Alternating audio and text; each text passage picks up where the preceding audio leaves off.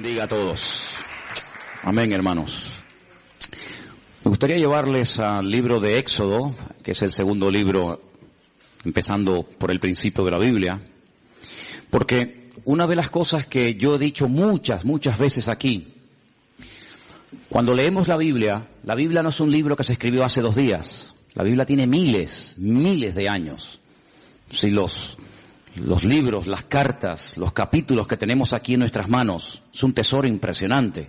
Yo creo que ninguno de nosotros, perdonen si me equivoco, pero yo creo que ninguno de nosotros tenemos en casa un objeto que tiene más de 3.000 años de historia. A lo mejor dice, esta silla era de la abuela. Yo tengo una sillita arriba, que es lo único que ya me queda de venezolano. Lo único que me queda ya, ¿no? Una sillita que cuando yo tenía, pues no sé si eran 3 o 4 años, en aquellos años vivíamos en un sitio que se llamaba San Bernardino, corríjame los venezolanos si me equivoco, después fuimos a vivir a Chacao, aún me acuerdo, ¿no? Pero me acuerdo que mis padres me compraron una sillita pequeñita que estaba forrada como de piel de cabra o de un animal, ya los pelitos se fueron cayendo, y mi abuela, pues le puso un forro nuevo, y puedo decir que esa silla lleva conmigo pues más de 50 años. Pero ¿quién tiene en su casa un objeto de 3.000 años? ¿Usted tiene algo en su casa que tenga 3.000 años de historia? Dice, sí, mi suegra. No, nadie tiene semejante cosa. Pero mire, aquí en nuestras manos tenemos un libro, una colección de libros, mejor dicho, eso es lo que significa Biblia, colección de libros, que tienen centenares, que tienen miles de años. Entonces es un tesoro incalculable, es increíble. Y además en su propio idioma, en su propia lengua, para que usted pueda saber lo que Dios dijo. Lo que Dios manda y lo que Dios no manda. Y una de las cosas que yo he dicho cuando se acerca uno a las páginas de este sagrado libro, la Biblia, es que la gente en aquellos tiempos vivía muy diferente a nosotros. Yo sé que, por ejemplo, hay gente aquí que no cree, les cuesta mucho aceptar, que hubo un momento en la historia en el que no existía Internet. Algunos dicen, no, créame, hay un momento en la historia en el que Internet no existía. Tú ponías Google y no existía Google. Tú dices, pero ¿cómo se podía vivir sin Google? Y sin WhatsApp. Algunos le quitan el WhatsApp hoy en día y vamos, se transforma, les da un ataque, algo les pasa, ¿no? Pues hubo una época en la que se vivía sin televisión en color. Y usted dice, ¿cómo era la televisión? ¿En blanco y negro? Y cuando vino la televisión en color, aquello fue una fiesta increíble, ¿se acuerdan?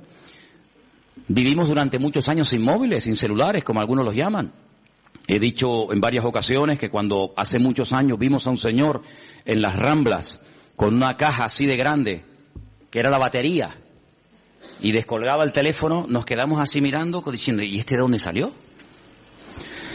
Entonces, los tiempos han cambiado de una forma tremenda, pero tremenda. Y en los tiempos de la Biblia, la gente no vivía afanada por llegar a fin de mes, sino la gente vivía pensando en cómo terminar ese día. Se vivía el día a día. Por eso el pasaje que vamos a leer ahora refleja y explica muy bien que la bendición de Dios se prometía para el día a día.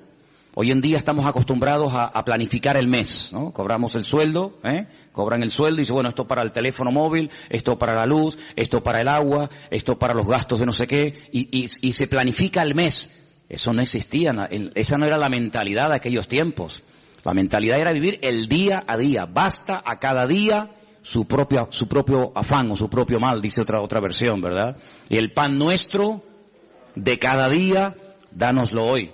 La famosa parábola de los labradores, cuando van a trabajar a la viña, ¿qué se les pagó? El día de trabajo. Entonces, cuando la gente terminaba el día y decía, hoy he comido, hoy he usado ropa y hoy voy a dormir bajo techo, gloria a Dios. Mañana, como se decía, Dios dirá. Mañana Dios dirá. Pero ¿quién vive hoy en día al día? Nadie. La gente enseguida planifica y la gente hace planes y bueno, el verano que viene me voy a ir de vacaciones a tal sitio o dentro de 3 meses y por eso están las agendas y por eso hay tantas historias. Pero en la Biblia no era así. En la Biblia era vivir el día a día. Desde que salía el sol hasta que se ocultaba el sol y ya está.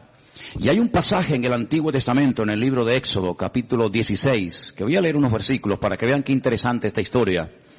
Y dice, viendo los hijos de Israel, se preguntaron unos a otros, ¿y esto qué es? Ustedes saben la palabra maná, ¿no?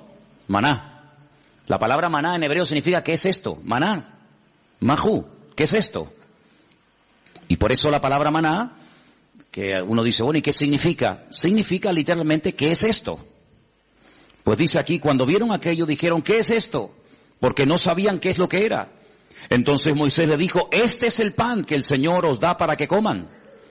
Esto es lo que el Señor os ha dado. Recoged de él cada uno según lo que pudiera comer. Un gomer por cabeza, conforme al número de vuestras personas. Tomaréis cada uno para los que están en su tienda. Los hijos de Israel, dice versículo 17, lo hicieron así. Unos recogieron más y otros recogieron menos. Y lo medían por gomer, y no sobró al que había recogido mucho, ni faltó al que había recogido poco. Cada uno recogió conforme a lo que había de comer. Moisés les dijo, ninguno deje de ello para mañana. Algunos decían, ¿y si mañana no cae el maná? ¿Y si pasado mañana se agota? Vamos a recoger el lunes, para el martes, para el miércoles y para el jueves. Siempre ha habido gente así, ¿no? Pero el Señor le dijo, no, ellos no obedecieron a Moisés. Algunos dejaron de ello para otro día y crió gusanos y hedió. Y se enojó Moisés contra ellos. Era una falta de fe. Creer que al día siguiente el Señor no iba a derramar su fidelidad era una falta de fe. Hoy ha caído el maná, sí, mañana otra vez y pasado otra vez, no se preocupen. Y lo recogían cada mañana, cada uno según lo que había de comer, y luego que el sol se calentaba, se derretía. No sé si han visto seguramente en alguna feria, en algún lugar por ahí, esa gente que tiene como si fuera un caldero y van haciendo una cosa así y crean como ese algodón. ¿Lo habéis visto? Ese algodón de azúcar que cuando lo coges con la mano te empegosta todo. El maná era algo así. Era algo muy parecido a eso. El Señor les dijo, cada día ustedes van a ver una demostración de mi fidelidad. Cuando ustedes se levanten, ya el maná está allí. No van a tener que esperar a que caiga. Es decir, yo voy a ir siempre delante de ustedes. Cuando ustedes se levanten el lunes, ustedes recojan todo lo que vayan a comer para el día lunes. Y cuando se levanten el martes, recojan lo que vayan a comer el martes, y así sucesivamente. Pero había gente que dudaba. Había gente que decía, vamos a recoger para 3 o 4 días por si acaso.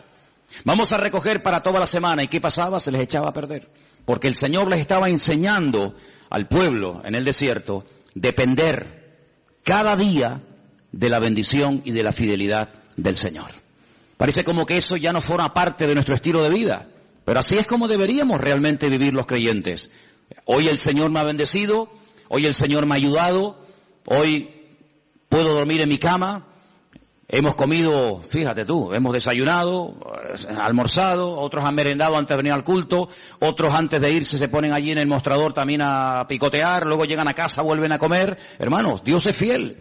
¿Cuál es la garantía de que mañana Dios me va a suplir mi necesidad? Que hoy me la ha suplido. ¿Cuántos dicen amén? Como Él no cambia,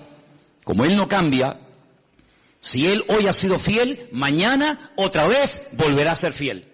Y yo tengo que fiarme de Dios. Yo tengo que depender del Señor, no de mes a mes, sino como dice la Biblia, el pan nuestro de cada día, dánoslo hoy. ¿Cuántos de los que están aquí hoy han comido? Veo que todos vienen vestidos. Algunos han venido en coche, otros caminando, otros en guagua. Cuando te vayas de aquí, cenarán, dormirán en sus camas. ¿Qué más queremos, hermanos? Dice la palabra de Dios, teniendo sustento y abrigo, estemos contentos con esto. ¿De dónde nace ese afán, ese agobio de venga y más y más? ¿De dónde nace? ¿De la Biblia? No. ¿De una relación sana con Dios? No, Señor. El cristiano sano, el cristiano que tiene una fe sana, completa, una fe coherente, una fe bíblica, no tiene que caer en ese afán, en ese agobio, en ese estrés, y la deuda, y no sé qué, y esto y lo otro. No, así no vivimos, así no tenemos que vivir los hijos de Dios. Los hijos de Dios tenemos que vivir de cara al mundo, de cara a la galería, con paz, con la tranquilidad de saber que nuestra vida está en las manos del mejor pastor del mundo, porque dice la Biblia, el Señor es nuestro pastor y nada nos faltará. ¿Cuántos dicen amén? Por lo tanto, en el Sermón del Monte, el Señor cuando enseña a orar a su pueblo dice, y el pan nuestro de cada día, dánoslo hoy. ¿Se puede orar por el pan nuestro de cada día? Claro que sí. Pero en ningún momento tenemos que estar preocupados por los próximos 15 días, por la próxima quincena, por el próximo mes. Eso no es bíblico, eso no es bíblico. El Señor quiere que aprendamos a depender de Él, a confiar en Él cada día, sin preocupaciones, sin agobios, sin estrés. Ya sé que esto a lo mejor suena a locura. Ya sé que la gente de la calle, la gente que no tiene a Dios, pues no viven así. Pero es que usted no tiene que imitar al mundo, usted tiene que imitar al Señor Jesucristo y obedecer su palabra. Hay un texto muy interesante que yo lo he leído muchas veces, de hecho no quiero exagerar, pero casi a diario lo leo, y se encuentra en Deuteronomio. Es un pasaje buenísimo, buenísimo, que de vez en cuando pienso yo que deberíamos de leer. Está en Deuteronomio capítulo 8, del versículo 11 en adelante. Es buenísimo este pasaje, de verdad que es una bendición de Dios el poder tener esto en nuestras manos. Dice, cuídate de no olvidarte del Señor tu Dios. Y yo pregunto, ¿y se puede acaso alguien olvidar de Dios? Porque te puedes olvidar, no sé, de las llaves, del móvil. Te puedes olvidar de dónde dejaste el coche. Yo me acuerdo hace años, venía por la calle esta de la iglesia con el casco de la moto en la mano. Y me metía en el bar de aquí al lado a tomar un cortado. Y un hermano, me dice, ¿de dónde vienes? Digo, no, tuve que ir abajo a Santa Cruz a hacer unas cosas. Y me dice, ¿y tú vas por la vida con un casco debajo del brazo? Digo, ¡ay, la moto! Y la dejé en la Plaza de España. Yo me vine desde la Plaza de España hasta aquí con la moto, con el casco de la moto bajo el brazo. Como eso, simplemente mirando el casco, sabes que, mijo, el casco es para usarlo en la moto. Pues me olvidé de la moto. Y un día tuve que llamar al segurita del Carrefour allí en La Laguna, porque para mí es que me habían robado el coche. ¿Y qué va? Me van a robar el coche. El coche estaba en otro sitio, pero volví loco a medio centro comercial. Mire, que me robaron el coche, que llame a la policía, que no sé qué. Y el coche estaba donde yo lo había dejado, pero yo no me acordaba. Y a veces hemos visto en alguna playa por la megafonía, el niño Pedrito García Rodríguez, con una camisita roja y un pantalón amarillo y unos calcetines verdes. Se ha perdido, por favor. Pero perder a Dios, olvidarse de Dios. ¿Cómo se puede una persona, cómo se puede olvidar un joven, cómo se puede olvidar una familia de Dios? Pues hermanos, parece mentira, pero hay gente que incluso llegaron a servir a Dios y se olvidaron completamente de Él. Y por eso el Señor, sabiendo que somos así los seres humanos, dice en este versículo, cuídate, tengan cuidado de no olvidarse del Señor vuestro Dios, para cumplir sus mandamientos, sus decretos, sus estatutos que yo te ordeno hoy. Versículo 12. No suceda que comas y te sacies y edifiques buenas casas en las que habites y tus vacas y tus ovejas se aumenten y la plata y el oro se te multipliquen y todo lo que tuvieres se aumente y se enorgullezca tu corazón y te olvides del Señor tu Dios que te sacó de la tierra de Egipto, de la casa de servidumbre, que te hizo caminar por un desierto grande y espantoso, lleno de serpientes ardientes y de escorpiones y de sed, donde no había agua, y Él te sacó agua de la roca del pedernal, que te sustentó con maná en el desierto, comida que tus padres no habían conocido, afligiéndote y probándote para a la postre hacerte bien.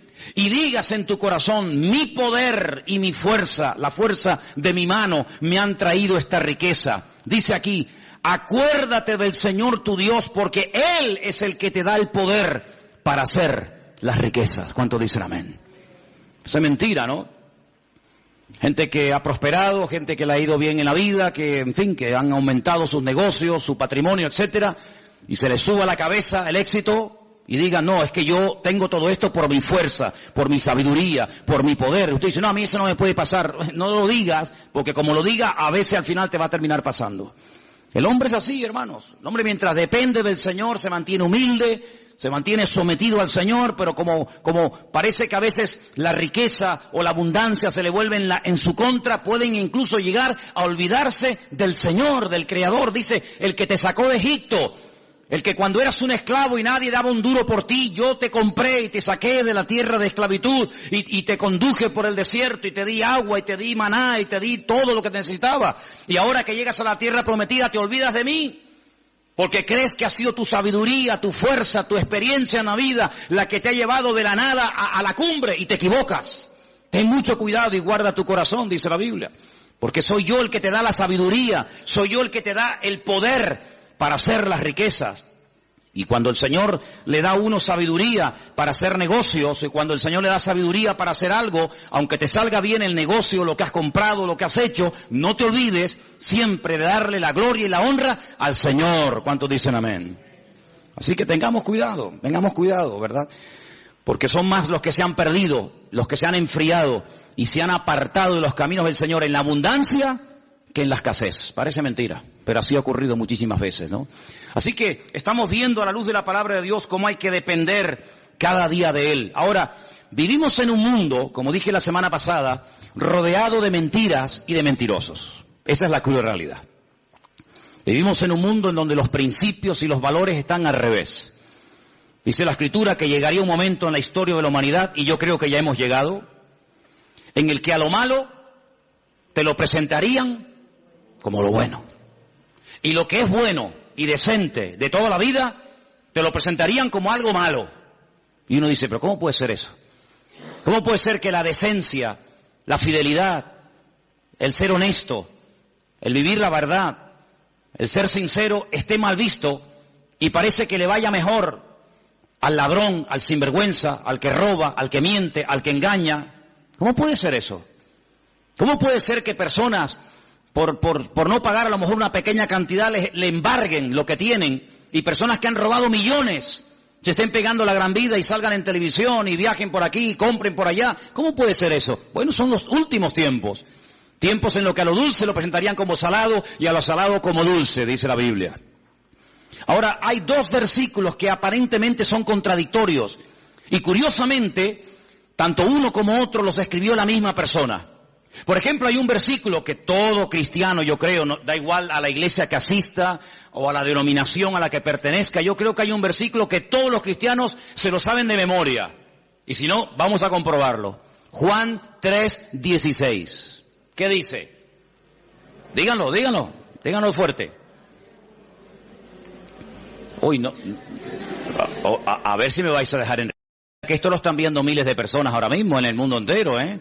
Decirlo fuerte, a ver qué dice. Porque de tal manera amó Dios al mundo que ha dado a su Hijo unigénito para que todo aquel que crea en Él no se pierda, mas tenga vida eterna. ¿Qué dice la Biblia que Dios hizo? Dios amó. ¿A quién? Al mundo. Dígalo fuerte. Dios amó al mundo. Otra vez. Dios amó al mundo. Ahora explíqueme esto. No améis al mundo ni las cosas que están en el mundo. ¿En qué quedamos? Juan 3:16 dice, Dios amó al mundo. Y primera de Juan capítulo 2 verso 15 dice, no améis al mundo ni las cosas que están en el mundo. ¿Cómo es que la Biblia dice que Dios amó al mundo y a mí se me prohíbe amar al mundo? Hay que explicarlo, porque en la Biblia no hay contradicciones. Hay gente que dice, es que la Biblia es un libro lleno de contradicciones. Y yo le digo, cuando usted me muestre una, nos sentamos y hablamos. La Biblia no tiene contradicciones. El problema es que muchas veces no se puede terminar de traducir exactamente, porque nosotros tenemos una sola palabra para la palabra mundo. Como para la palabra amor, tenemos una sola palabra, no hay 4 o 5 palabras para amor. Amor hay una sola palabra, no hay más. En griego hay 3 o 4 palabras y en hebreo ni le cuento. Y en griego, incluso en hebreo, para la palabra tierra, planeta, mundo, etcétera, hay un montón de palabras y depende a lo que se esté dirigiendo el autor, pues emplea un término o emplea otra, pero en español nada más tenemos una sola palabra, ¿verdad? Cuando estamos leyendo Juan 3:16, dice que de tal manera, de tal magnitud, con tal fuerza, amó Dios al mundo. Ahí está haciendo referencia a la raza humana, al hombre, a la humanidad. De tal manera Dios amó al hombre, a la raza humana, a los hombres, a las mujeres, a los blancos, a los negros, a los ricos, a los pobres, a los africanos, asiáticos, norteamericanos, latinos. De tal manera amó Dios a esa gente que dio a su Hijo unigénito al mundo para que lo amaran y lo respetaran y creyeran en Él. Pero cuando vamos a primera de Juan y encontramos otra vez la misma palabra, la palabra mundo, es la palabra cosmos. Y la palabra cosmos nos habla acerca de un estilo de vida, de unos principios, de unos valores que no son los nuestros. No son los nuestros. ¿Usted no ha oído alguna vez la expresión de decir, mira, Di una mentira de estas piadosas. De hecho, incluso hasta cuando éramos católicos, se nos decía que había dos tipos de pecados. Bueno, se nos decía, no, se siguen diciendo. Pecados mortales y pecados veniales, ¿sí o no? Amigo. Es decir, que hay pecados que son graves delante de Dios y pecados que, bueno, que Dios hace la vista gorda, no pasa nada. Una mentirijilla de vez en cuando, para salir del paso, ¿sí o no? Eso se nos ha enseñado toda la vida. Cuando vamos a la palabra nos encontramos que hay un sistema, un estilo, una filosofía de vida que es totalmente opuesta a nuestro estilo de vida. ¿Por qué? Porque en el mundo, cuando 2 o 3 o 4 hombres se juntan en un bar, en un negocio, donde sea, y comienzan a hablar, ¿de qué suelen hablar? De mujeres. Y presumen de las veces que han engañado a sus esposas. Y presumen de que tuvieron relaciones con esta y con aquella y con la otra y con mengano. Sin embargo, eso en el círculo cristiano se nos tendría que caer la cara de vergüenza y darnos vergüenza de haber hecho eso. Son puntos de referencia completamente diferentes. Y en el mundo es normal mentir, y en el mundo es robar, pues decir, mira, sí, y era no, o no, cuando era sí, o decir, ¿cuánto tienes? 5, y es mentira, tienes 10. En el mundo todo eso es normal. Y cuando dice la Biblia, no améis al mundo, se refiere, no imites la forma como vive la gente. Una cosa es que Dios amó al hombre y otra cosa es que Dios ame a los pecados del hombre, que son dos cosas completamente diferentes. ¿Dios ama a una etarra, a un asesino, a un violador? ¿Sí o no? Por supuesto que sí. ¿Faltaría más? Si no, madre mía. Pero eso quiere decir que Dios ama su estilo de vida.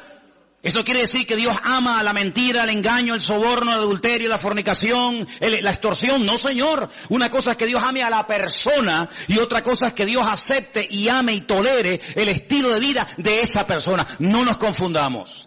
Por eso dice la Biblia que cuando viene por ahí alguna persona que dice, que yo soy cristiano, yo soy pastor, yo soy hijo de Dios, yo soy siervo de Cristo, yo soy esto, yo soy aquello, apóstol, como algunos van por ahí también diciendo, pues hermano, por sus frutos los conoceréis. Y por eso dice la Biblia que hay que probar los espíritus, porque no todos los espíritus son de Dios. Y por eso encontramos en la Biblia falsos evangelistas, falsos pastores, falsos maestros, falsos apóstoles, etcétera, etcétera. ¿Por qué? Porque Dios ama a todo el mundo por igual, pero denuncia y no tolera el pecado y el desorden de nadie. ¿Cuántos dicen amén? Entonces no nos confundamos cuando dice que Dios amó al mundo, la raza humana, y cuando nos dice en 1 de Juan, capítulo 2, como hemos leído, que no tenemos que amar al mundo. Porque dicho sea de paso, el texto sigue diciendo, si alguno ama al mundo, es decir, el estilo de vida del mundo, la filosofía del mundo, los principios del mundo, el amor del Padre no está en él. Porque todo lo que hay en el mundo, y lo aglutina de esta forma, los deseos de la carne, los deseos de los ojos, la vanagloria de la vida, no provienen del Padre, sino del mundo. Y el mundo pasa, y sus deseos, pero el que hace la voluntad de Dios permanece para siempre. Si lo que hoy está mal visto, mañana estará bien visto. Y lo que mañana estará bien visto, hoy es un delito, un pecado. Por lo tanto, las modas cambian. Hace años en este país se obligaba a la gente a ir a las plazas públicas a ver cómo se torturaba a personas y cómo se les quemaba vivos y cómo se les crucificaba, y era normal. Y si retrocedemos en el tiempo, la gente pagaba dinero para ir a los coliseos, a los circos romanos, para ver cómo los animales devoraban a mujeres o a niños, mientras ardían como antorchas humanas, y era normal, era totalmente normal. Sin embargo, nos hemos dado cuenta de que cosas que antes eran normales o delitos, hoy en día, pues, han cambiado. Por eso nosotros no tenemos que dejarnos llevar por las modas de este mundo, sino tenemos que dejarnos llevar por los principios y valores eternos del Señor que están en su bendita palabra. ¿Cuántos dicen amén? Así que, amados hermanos, tenemos que partir de la base de que nosotros somos gente diferente, somos gente distinta, y hay algo con lo cual tenemos que estar claros en esto. Y yo les voy a contar parte de mi testimonio, porque creo que puede ser de ayuda a la hora de entender lo que quiero decir. Hay personas que llegaron al conocimiento de la verdad. Hay personas que les nació en su corazón el deseo de buscar a Dios porque empezaron a leer los evangelios o empezaron a leer la Biblia. Conozco muchísima gente que me dice, no, yo un día me compré una Biblia, o alguien me regaló una Biblia, un Nuevo Testamento, como esta que estáis ofreciendo los hermanos moteros, ¿no? Bueno, te llega la Biblia, empiezas a leerla, y empiezas a interesarte, empiezas a darte cuenta de un montón de cosas y se despierta algo en ti que te lleva a una búsqueda de la verdad y buscando, pues encuentra. ¿Y a quién encuentra? Al autor y al consumador de la fe, que es Cristo Jesús, ¿sí o no? Pero a mí no me pasó eso. Yo fui al revés. Yo no había leído en mi vida la Biblia, jamás. No me interesaba. Yo no sabía ni lo que era una Biblia. A mí no me llegó el conocimiento de Dios, ni el deseo de buscar a Dios por la lectura, por el estudio, por indagar, por buscar la verdad. Es que a mí no me interesaba buscar la verdad, pero en absoluto. Lo primero que yo tuve fue un encuentro, una experiencia personal con Jesucristo. Yo no había leído la Biblia en mi vida. Entonces cuando yo entré por primera vez en mi vida a una iglesia, yo le dije literalmente a Dios, es que yo no creo en ti.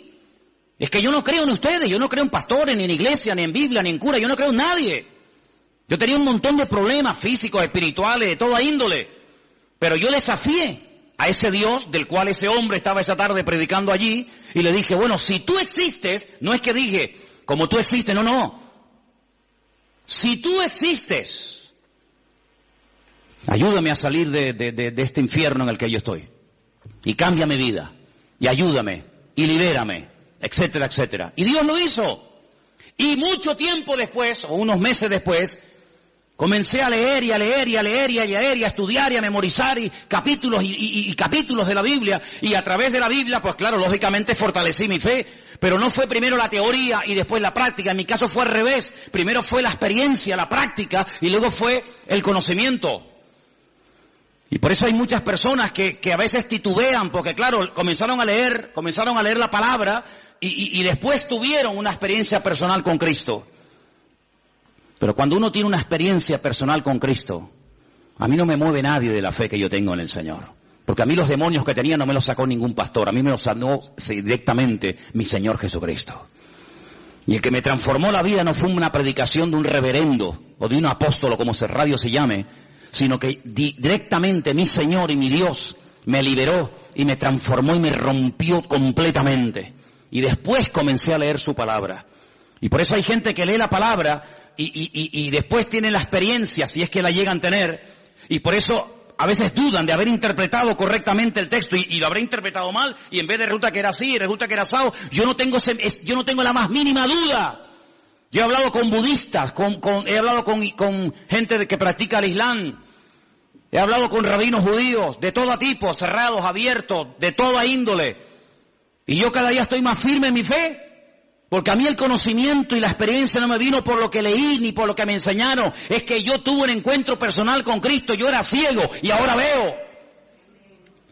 Entonces cuando una persona tiene un encuentro personal con Cristo, que digan lo que digan, que hagan lo que hagan, que pase lo que pase, yo sé en quién he creído. ¿Cómo voy yo a negar que soy blanco? Hermano, si yo me subo a esta plataforma esta tarde y digo, hermano, ustedes me ven blanquito, pero yo realmente en el fondo soy negro. Usted dirá, bueno hermano, usted de lo que quiera, pero a usted se le ve por fuera y usted tiene piel blanca. No, mire hermano, es que yo soy moreno, mulato y soy mujer. Pasa que ustedes me ven con otra visión. No puedo negar, yo no puedo negar lo que soy. Pues exactamente igual le digo espiritualmente, yo no puedo negar que Cristo un día me sanó, me liberó y me transformó la vida. Y no lo leí en la Biblia, no lo leí en un libro, lo sentí, lo experimenté personalmente. Por eso cada vez que voy a Israel, cuando vengo más firme en mi fe.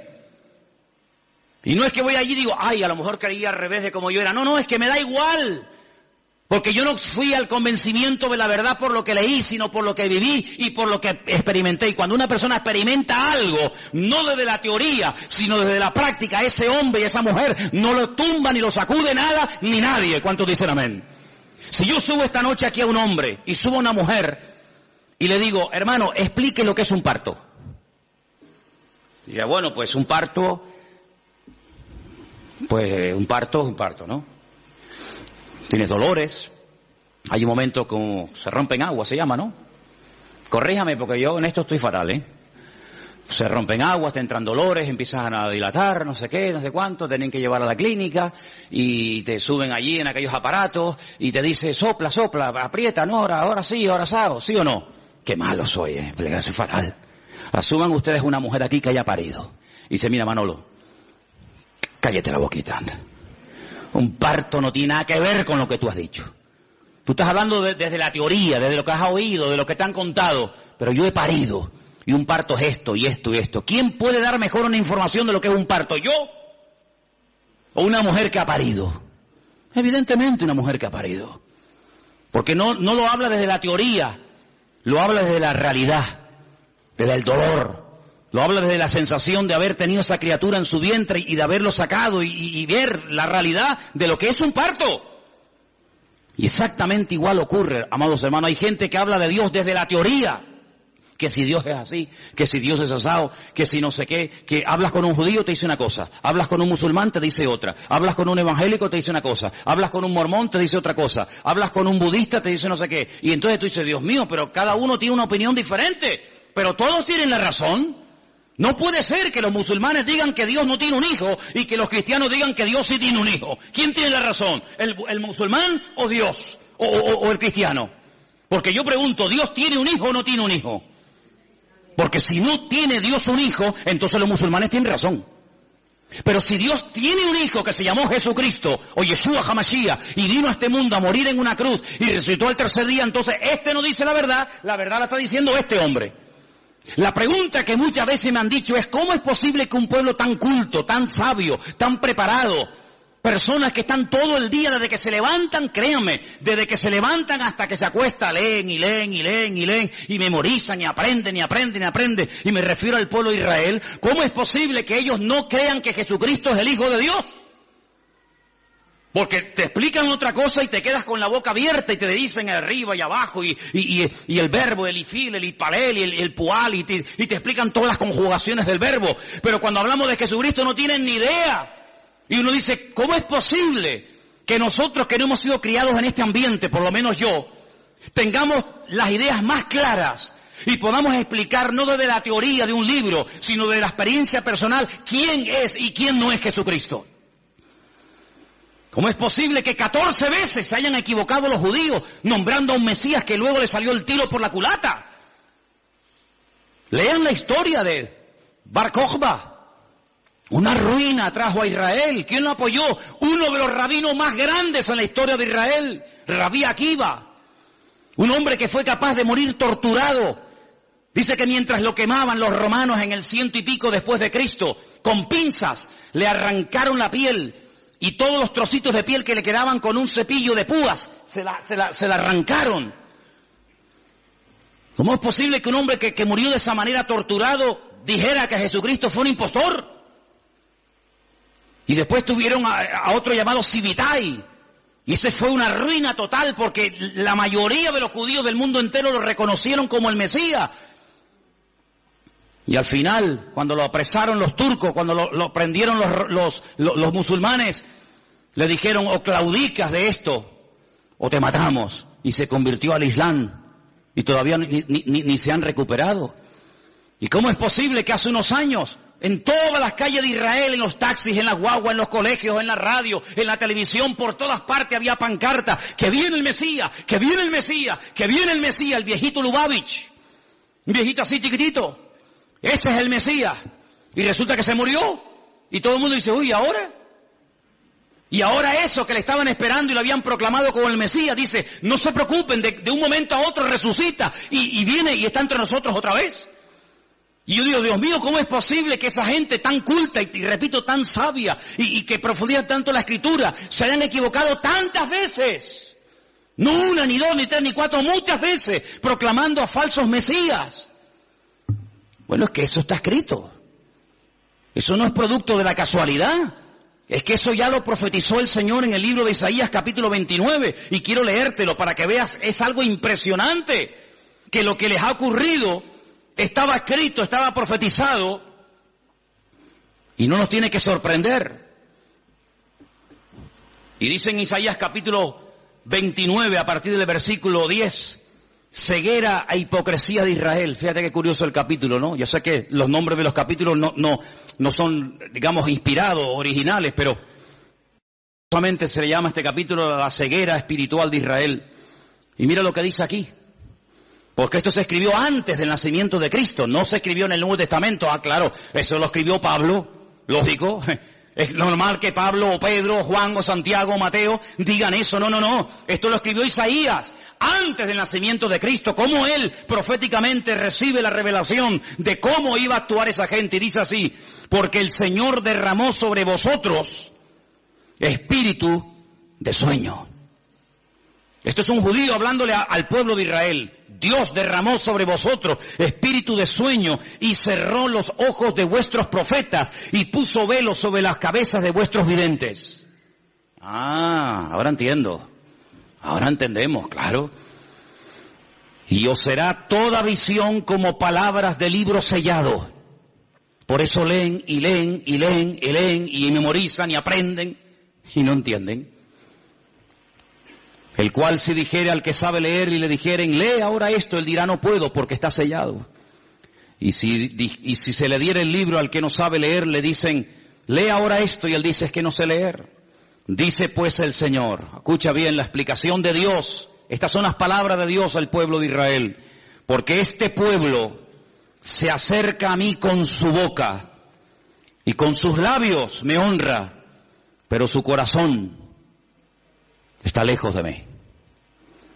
Y su temor de mí no es que un mandamiento de hombres, como dice otra versión más cercana al original, un mandamiento enseñado y aprendido de memoria, que les ha sido enseñado. Por tanto, he aquí que nuevamente excitaré yo la admiración de este pueblo con un prodigio grande y espantoso, porque perecerá la sabiduría de sus sabios y se desvanecerá la inteligencia de sus entendidos. Ahora puedes ver cómo un niño en la escuela dominical, un domingo a la tarde, es capaz de ver en Juan capítulo 1, cómo el Verbo, que en un principio era Dios, se hace hombre, se humana, se encarna y habita entre nosotros y vemos su gloria y no tiene ningún problema en aceptar eso. Y después te encuentras a un hombre que lleva 70, 80 años de su vida leyendo 16 horas por día la Biblia, por la mañana hasta por la noche, y es incapaz de ver a Cristo en las Escrituras. ¿Por qué? Porque el profeta Isaías dijo, en los últimos tiempos derramaré un espíritu de ceguera en vuestros videntes, en vuestros profetas, en vuestros sabios, de tal manera que van a leer y dice como que no lo puedo leer porque no lo entiendo. Es como si estuviera sellado. Increíble, increíble. Ya sabemos que en los últimos tiempos el Señor tratará de una forma especial, pero lo importante es que todos y cada uno de nosotros valoremos el hecho de haber podido entender el Evangelio, porque haber entendido el mensaje, el propósito por el cual Cristo vino a este mundo nos ha cambiado la vida, ¿sí o no? Cuando una persona encuentra la verdad, yo no tengo que buscar nada más, créanme, yo no tengo una insatisfacción diciendo, oye, estaré en la verdad, me habré equivocado, me habrá engañado esta gente. Y a veces resulta que yo he creído en esta iglesia evangélica y ahora resulta que estoy en la mentira, me he metido en una secta, me están comiendo el coco. A veces resulta que en vez de este camino era el otro. Ay, madre mía. Es que yo sé en quién he creído. Yo no me convertí a la iglesia evangélica. Yo no soy representante de la iglesia evangélica. Yo soy embajador de Cristo y Cristo fue el que cambió mi vida. Y me reúno aquí porque con ustedes me siento a gusto y porque creo que todos tenemos una experiencia en común. Pero si así no fuera, probablemente buscaría otro lugar donde poder congregarme. Pero no porque me haya convertido a una iglesia llamada iglesia evangélica. Yo no me he convertido a nadie, ni he cambiado de religión. Yo he pasado de muerte a vida, porque Cristo ha perdonado todos mis pecados y de ahí no me muevo ni a palo. ¿Cuántos dicen amén? Y por eso tenemos que tener bien claro, ahora que se nos está yendo el año, ahora que estamos llegando a la recta final, ¿estás hoy más firme en tu fe que el 1 de enero? ¿Estás hoy más firme, más bien anclada en las cosas del Señor que hace 4 o 5 meses atrás? Espero que sí. ¿Cuántos dicen amén? Quiero leerles un versículo en esta tarde.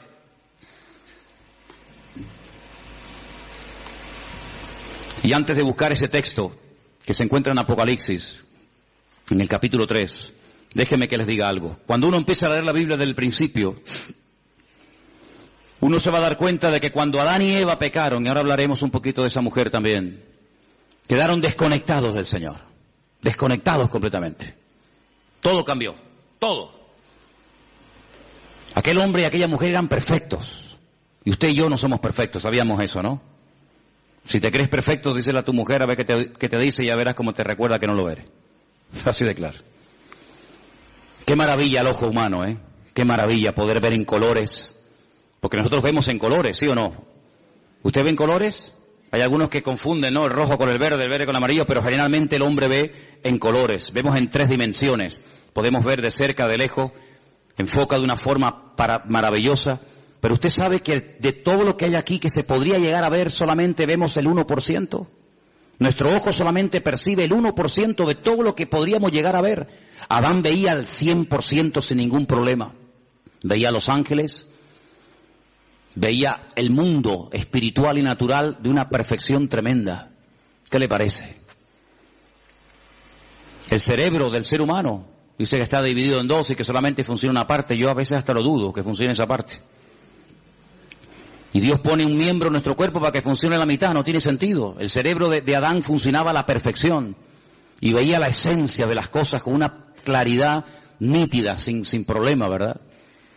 Y sabemos que el hombre está por debajo de todos sus niveles. Seguramente Adán era capaz de meterse debajo de un río y estar 3 horas metido debajo del agua. Y veía perfectamente, porque era un ser perfecto, completo, no le faltaba nada. Probablemente, sabe Dios, hasta con el pensamiento podría trasladarse de un lugar a otro y volar. Yo qué sé lo que aquel hombre podía haber llegado a ser. Sin embargo, el pecado lo deterioró todo. El pecado lo reventó todo. No somos ni la sombra de lo que un día el Señor creó.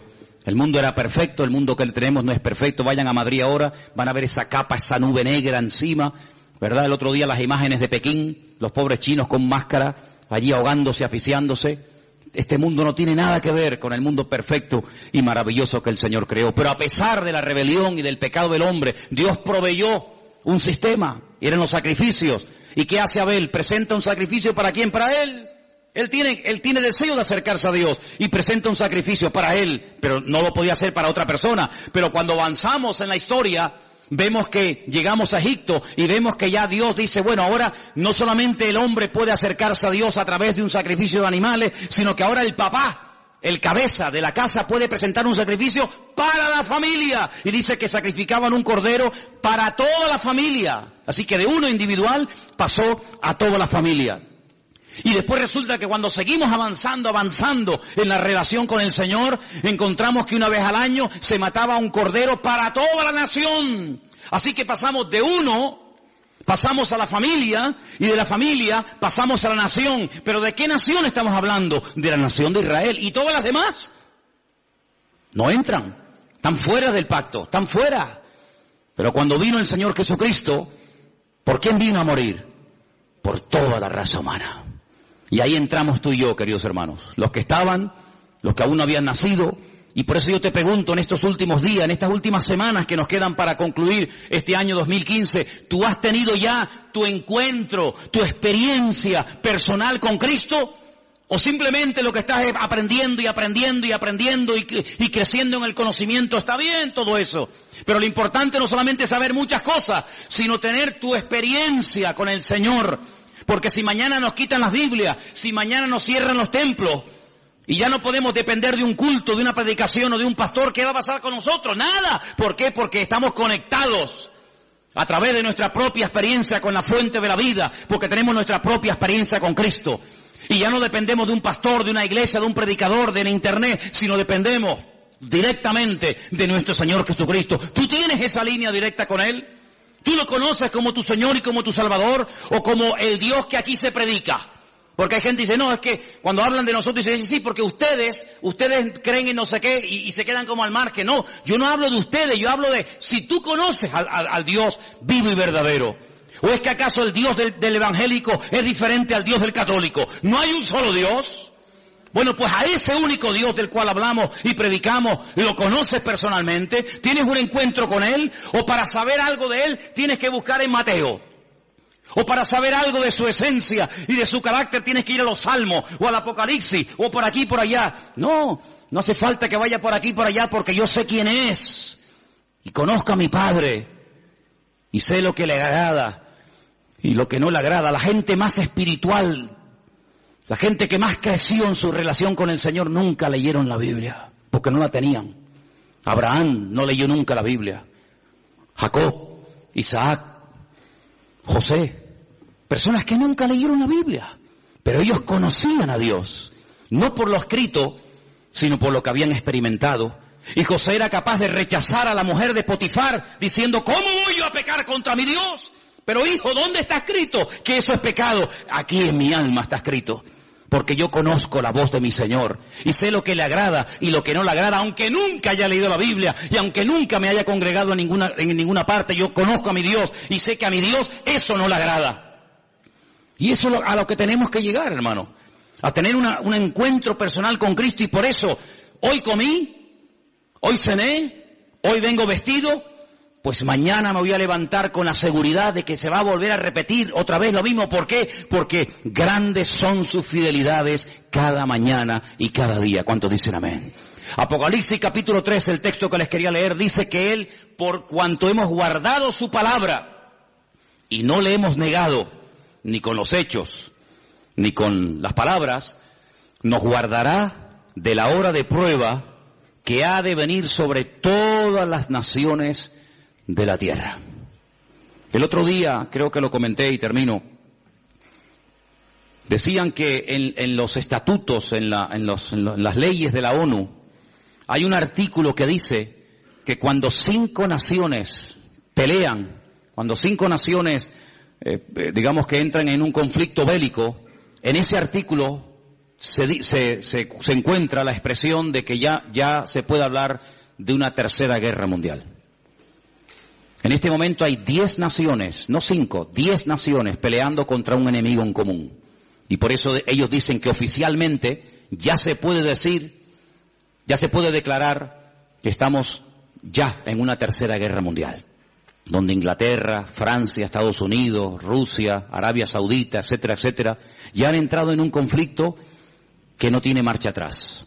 Estamos en la recta final no solamente del 2015, estamos en la recta final de la historia de la humanidad. Y en estos últimos...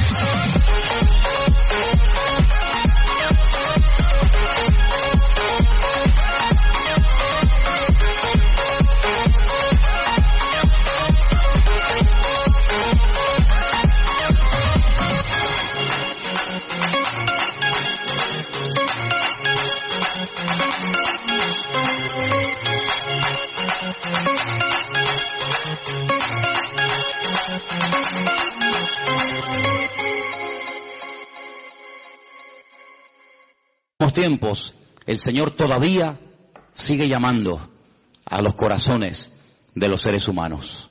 En estos últimos tiempos todavía el Señor tiene interés por ti y por mí. Yo no sé qué ha visto en nosotros, pero Dios no va a parar hasta que tú le entregues tu vida y hasta que tú le entregues tu corazón al Señor. Y yo doy gracias a Dios de que Él se ha empeñado en salvarme, de que Él se ha empeñado, está empecinado en transformar mi vida. Claro, uno siempre se escuda, ¿no? No, es que yo soy no sé qué, es que no. Mira, solamente sé una cosa. Da igual donde hayas nacido, da igual la religión que hayas practicado, tal vez ninguna. La cruda realidad es que todos delante de Dios estamos desnudos y todos urgentemente le necesitamos. No hay un verdadero cambio. Una persona puede cambiar y estar una temporada buena, pero eso no es lo que yo buscaba. Porque yo también, cuando estaba sin Cristo, también tuve mis buenas temporadas. Fueron las mínimas. Pero aquí lo que queremos no es solamente cambiar, dejar ciertas y determinadas cosas, o hábitos, o sustancias, o me da igual. No. Aquí lo que queremos es cambiar de vida. Y no se puede cambiar de vida, no se puede estar permanentemente sin meter la pata, perdonen la expresión, no se puede estar permanentemente, digamos, viviendo en victoria, en bendición, no se puede, es imposible.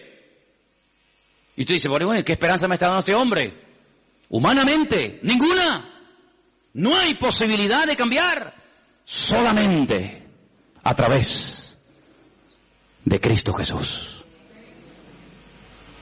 ¿Cuántas personas lo han intentado? Curas de sueño, acupuntura, de todo lo que te puedas imaginar. Tarde o temprano vuelven otra vez al mismo rollo. Porque no hay libertad verdadera hasta que conozcas a Cristo Jesús. No te hablo de la iglesia. Si usted busca otra iglesia que le guste más, que te guste por lo que sea, váyase a esa, no tenga problema. Usted váyase a donde mejor se encuentre. Pero no te olvides que las iglesias no están para cambiar a nadie, sino para decirte quién es el que cambia. Y el que cambia es nuestro Señor Jesucristo. Cierra tus ojos ahí donde estás. Quiero que oremos en esta tarde de verdad, de todo corazón, y le pidamos al Señor que abra nuestros ojos, que quite la ignorancia, la ceguera de nuestra vida, para que nos demos cuenta de que la única manera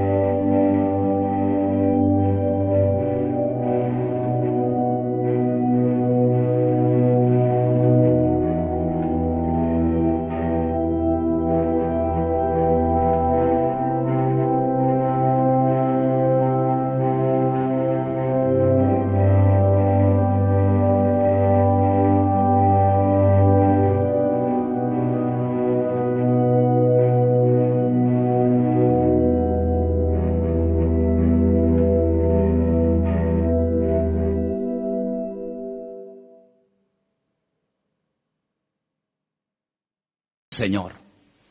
Porque uno oye cada cosa de los que se dedican a la religión que te quedas con la boca abierta. Pero yo no te hablo de religión, yo te hablo del Señor. Y a mí quien me sacó los demonios y quien me cambió la vida fue mi Señor. No una iglesia ni un pastor. Y yo te hablo de ese Señor que te ama y te quiere liberar y te quiere bendecir. Si tú le quieres entregar tu vida a Él, ahora es el momento y el lugar idóneo para decir, yo le entrego mi vida a Jesucristo. ¿Hay alguien? ¿Quieres levantar tu mano y oro por ti un momentito? ¿Alguien le quiere entregar su vida al Señor por primera vez? Dios te bendiga. Dios te bendiga, valiente. ¿Alguien más? Alguien más que dice, yo también le quiero entregar al Señor mi vida. Y quiero pedirle, Dios le bendiga. Gloria a Dios. ¿Alguien más? Dios le bendiga a ti también, a ti también. Gloria a Dios. Hay 4 personas esta tarde que han levantado su mano, 5. Bendito Dios. Que le están diciendo al Señor, Señor, yo quiero cambiar de vida. Ahí donde estás, no hace falta ni que te levantes. Yo quiero pedirle a toda la iglesia que me ayude en esta oración. Repitan conmigo, Señor Jesús, en esta tarde te damos gracias porque tú nos has amado y diste tu vida por nosotros. Señor, perdona todos nuestros pecados, transforma nuestra vida. Yo quiero cambiar, yo quiero ser libre de toda atadura y por eso te pido perdón, Señor. Y pido que tú entres en mi vida. Quiero ser un hijo tuyo, Señor. Quiero que me liberes. Quiero que me salve, Señor. Y que me dé fuerzas, Dios mío, dígalo. Que me dé fuerzas, Dios mío, para seguirte todos los días de mi vida.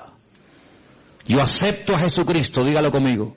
Yo acepto a Jesucristo. Yo recibo a Jesucristo como mi Señor y como mi Salvador personal.